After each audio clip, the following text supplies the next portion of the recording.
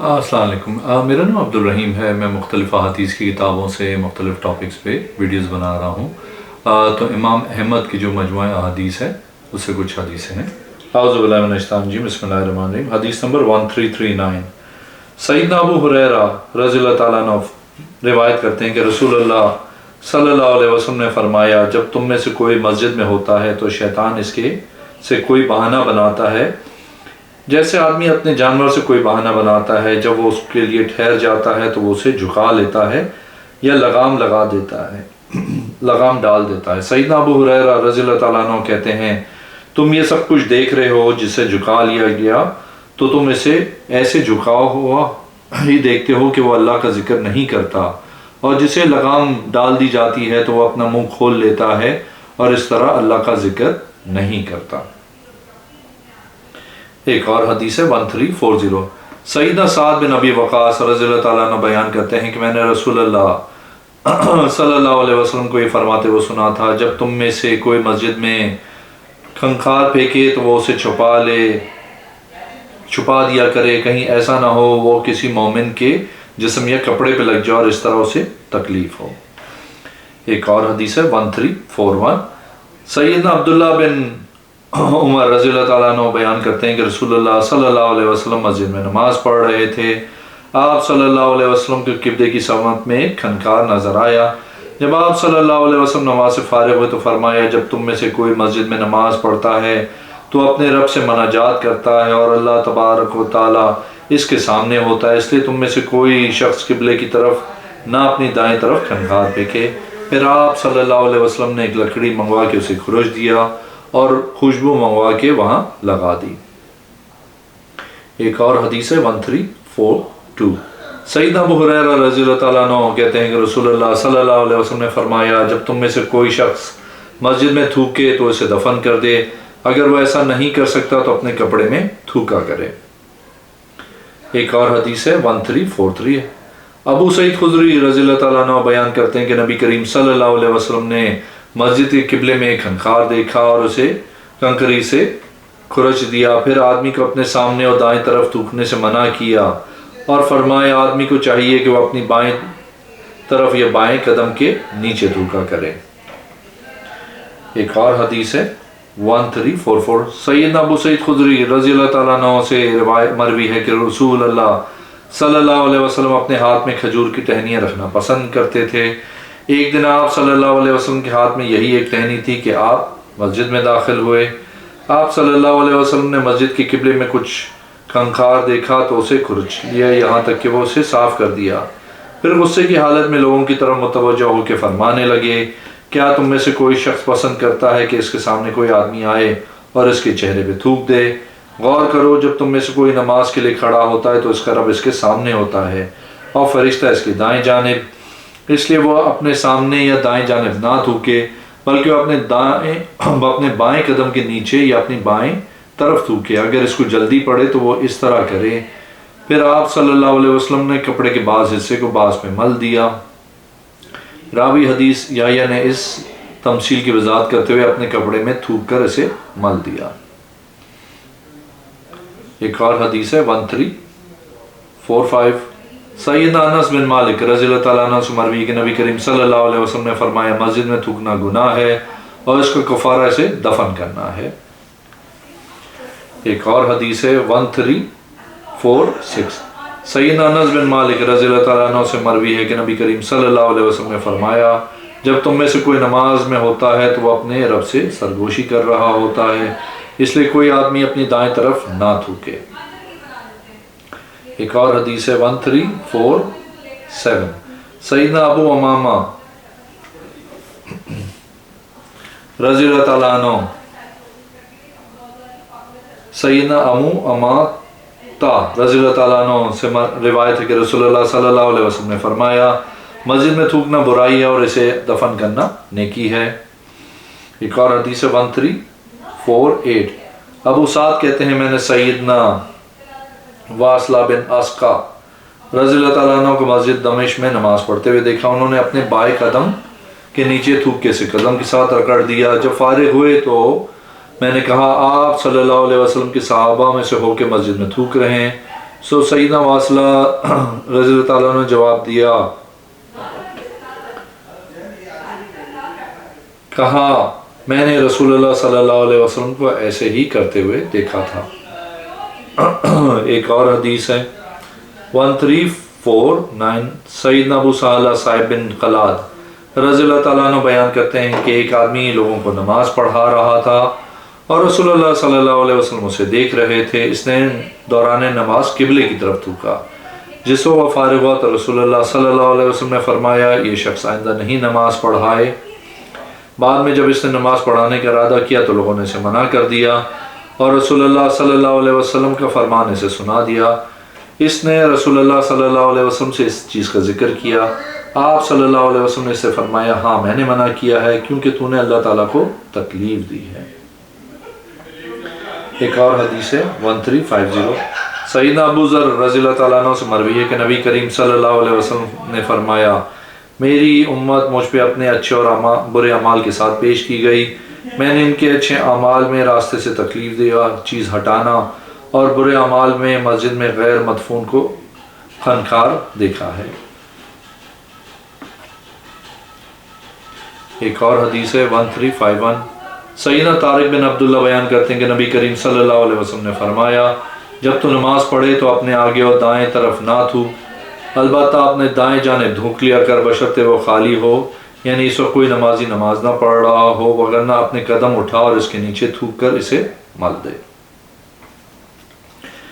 ایک اور حدیث ہے 1352، سیدنا عمر بن خطاب رضی اللہ تعالیٰ عنہ نے اپنے ایک خطبے میں فرمایا لوگوں تم دو درخت تھوم اور پیاز کھاتے ہو، میں تو انہیں خبیث مکروہ ہی سمجھتا ہوں۔ اللہ کی قسم میں نبی کریم صلی اللہ علیہ وسلم کو دیکھتا تھا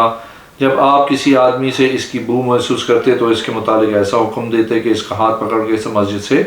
باہر نکال دیا جاتا تھا، یہاں تک کہ وہ باقی مقام پہ لایا جاتا۔ اگر کسی شخص نے اس کو کھانا ہی ہے تو پکا کے اس کی بو کو ختم کر لیا کرے۔ ایک اور حدیث ہے 1353، سیدنا عبداللہ بن عمر رضی اللہ تعالیٰ عنہ سے روایت ہے نبی کریم صلی اللہ علیہ وسلم نے فرمایا جو شخص یہ درخت پیاز یا لہسن کھائے وہ اللہ تعالیٰ کے گھروں یعنی مسجدوں میں نہ آئے۔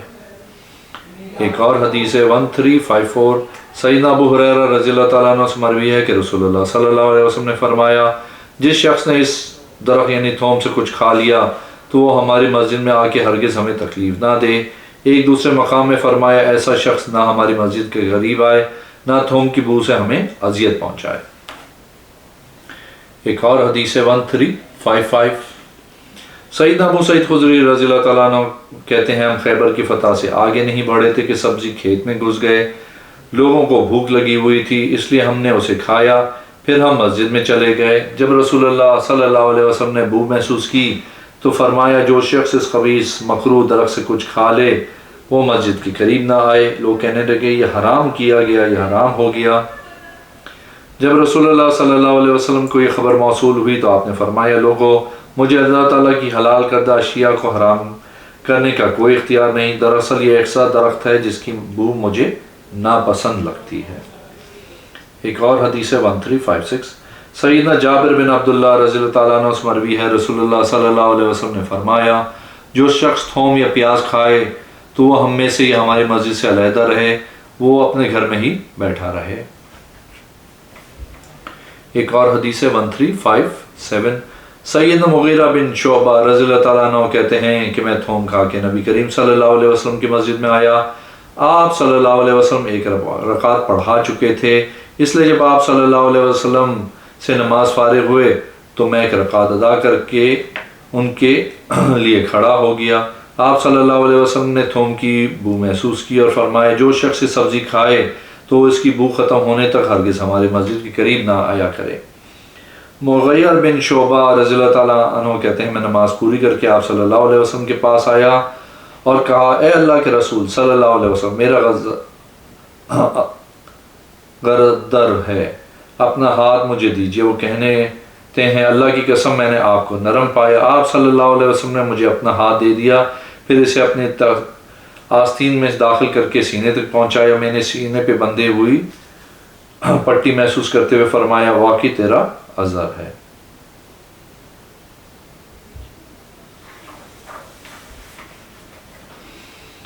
ایک اور حدیث ہے 1358، عمر بن شعیب اپنے باپ سے اور وہ ان کے دادا سیدنا عبداللہ بن عمر بن عاص رضی اللہ تعالیٰ عنہ سے بیان کرتے ہیں کہ رسول اللہ صلی اللہ علیہ وسلم نے مسجد میں خرید و فروخت کرنے، اشعار پڑھنے، گمشدہ چیز کا اعلان کرنے اور جمعے کے دن نماز سے پہلے حلقہ بنا کے بیٹھنے سے منع کیا ہے۔ ایک اور حدیث ہے 1359، سیدنا عبداللہ بن عمر رضی اللہ تعالیٰ عنہ سے بیان کرتے ہیں کہ رسول اللہ صلی اللہ علیہ وسلم نے مسجد میں خرید و فروخت کرنے سے منع فرمایا ہے۔ ایک اور حدیث ہے 1360، سیدنا ابو ہریرہ رضی اللہ تعالیٰ عنہ سے مروی ہے کہ رسول اللہ صلی اللہ علیہ وسلم نے فرمایا، جو شخص ایسے آدمی کو سنے جو مسجد میں گمشدہ چیز کا اعلان کر رہا ہو تو وہ اسے کہے اللہ یہ چیز تجھ کو نہ پہنچائے، کیونکہ مساجد اس کے لیے تو نہیں بنائی گئیں۔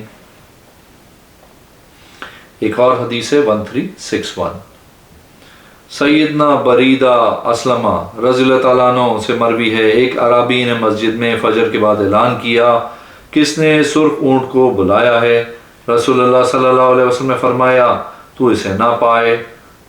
نہ پائے، یہ مسجد صرف اس مقاصد کے لیے ہیں جن کے لیے ان کو تعمیر کیا گیا ہے۔ ایک اور حدیث ہے 1362، سیدنا حکیم بن حزام رضی اللہ تعالیٰ عنہ روایت کرتے ہیں کہ رسول اللہ صلی اللہ علیہ وسلم نے فرمایا، مساجد میں نہ حدود کا نفاذ کیا جائے اور نہ قصاص لیا جائے۔ ایک اور غیر مرفوع روایت میں مزید یہ ہے، الفاظ بھی ہیں، نہ ان میں اشعار پڑھے جائیں۔ ایک اور حدیث ہے 1363، اقابر بنو شیبہ کی ماں ام عثمان بنت سفیان نے نبی کریم صلی اللہ علیہ وسلم کی بیعت کی تھی۔ یہ بیان کرتی ہیں کہ آپ صلی اللہ علیہ وسلم نے شیبہ کو بلوایا، اس نے دروازہ کھولا، آپ صلی اللہ علیہ وسلم بیت اللہ میں داخل ہو کر واپس آ گئے۔ اس طرح آپ صلی اللہ علیہ وسلم فارغ ہوئے، شیبہ واپس چلا گیا، لیکن جلدی رسول اللہ صلی اللہ علیہ وسلم کے قاصد پھر سے بھیجا کہ وہ کہنے لگے کہ رسول اللہ صلی اللہ علیہ وسلم کی بات سن۔ سو وہ آپ کے پاس پہنچ گیا اور آپ صلی اللہ علیہ وسلم نے فرمایا، میں نے بیت اللہ میں ایک سینگ دیکھا ہے، اسے چھپا دے۔ اسی حدیث کا ایک اور راوی کہتا ہے کہ نبی کریم صلی اللہ علیہ وسلم نے اسے یہ بھی فرمایا، بیت اللہ میں نمازیوں کو غافل کرنے والی کسی چیز کا ہونا نامناسب ہے۔ ایک اور حدیث ہے 1364، ایک دوسری سند سے مروی ہے، صفیہ بنت شیبہ کہتی ہیں، بنو سلیم کی عورت جو ہمارے گھر والوں میں سے اکثر کی والدہ ہے نے مجھے بتایا کہ رسول اللہ صلی اللہ علیہ وسلم نے عثمان بن طلحہ کو پیغام بھیجا۔ ایک مرتبہ راوی نے یہ کہا کہ اس عورت نے عثمان بن طلحہ سے پوچھا، نبی کریم صلی اللہ علیہ وسلم نے تجھے کیوں بلوایا تھا؟ عثمان بن طلحہ نے جواب دیا کہ آپ صلی اللہ علیہ وسلم نے مجھ سے فرمایا، جب میں بیت اللہ میں داخل ہوا تو میں نے مینڈے کے 2 سینگ دیکھے، پھر میں بھول گیا کہ تجھے ان کو ڈھانپنے کا حکم دوں، اس لیے اب انہیں ڈھانپ دے، کیونکہ بیت اللہ میں کسی ایسی چیز کا ہونا مناسب نہیں جو نمازی کو مشغول کر دے۔ سفیان فرماتے ہیں، مینڈے کے 2 سینگ بیت اللہ میں ہی رہے، جب بیت اللہ کو آگ لگی تو وہ بھی جل گئے۔ ایک اور حدیث ہے 1365، سیدنا انس بن مالک رضی اللہ تعالیٰ عنہ روایت کرتے ہیں کہ رسول اللہ صلی اللہ علیہ وسلم نے فرمایا، قیامت اس وقت قائم نہیں ہوگی حتیٰ کہ لوگ مساجد کے بنانے میں ایک دوسرے سے فخر کرنے لگ جائیں گے۔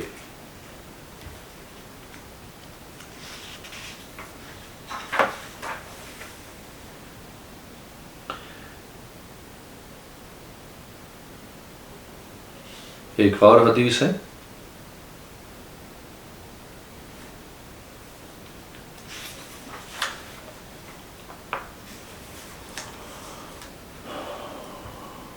1369، سیدنا ابن عمر رضی اللہ تعالیٰ عنہ کہتے ہیں کہ رسول اللہ صلی اللہ علیہ وسلم کے زمانے میں ہم مسجد میں سوتے تھے، قیلولہ کیا کرتے تھے، حالانکہ ہم نوجوان تھے۔ ایک اور حدیث ہے 1370، دوسری سند کی مروی حدیث کے الفاظ ہیں کہ رسول اللہ صلی اللہ علیہ وسلم کے زمانے میں میرے لیے مسجد کے علاوہ نہ کوئی رات گزارنے کی جگہ ہوتی، نہ کوئی اور پناہ گاہ۔ ایک اور حدیث ہے 1371، عباد بن تمیم اپنے چچا سے بیان کرتے ہیں، انہوں نے رسول اللہ सल्लल्लाहु अलैहि वसल्लम को देखा, आप सल्लल्लाहु अलैहि वसल्लम एक टांग पे दूसरी टांग रख के मस्जिद में बैठकर पीठ के बल चित लेटे हुए थे। अगर आपने मेरे चैनल को अभी तक सब्सक्राइब नहीं किया तो प्लीज़ कीजिए, इस वीडियो को लाइक कीजिए। अगली वीडियो में इंशाल्लाह हाजिर होऊंगा। अल्लाह हाफ़िज़।